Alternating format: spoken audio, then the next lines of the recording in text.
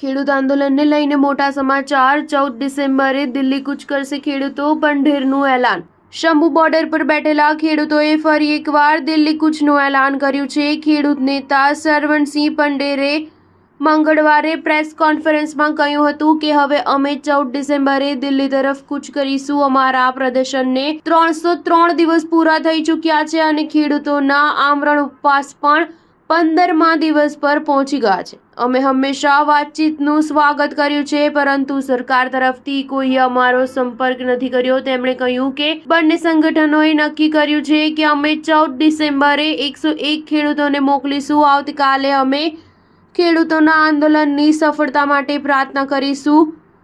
અમે એ ખેડૂતોને મુક્ત કરવાની માંગ કરીએ છીએ જેમની વિરુદ્ધ પ્રદર્શન દરમિયાન ધરપકડ કરવામાં આવી હતી, અટકાયત કરવામાં આવી હતી। હું અમારા ફિલ્મ સ્ટાર, સિંગર અને ધાર્મિક નેતાઓને પણ વિનંતી કરવા માંગુ છું કે કૃપા કરીને પ્રદર્શન કરતા અમારા વિરોધનો પ્રચાર કરો।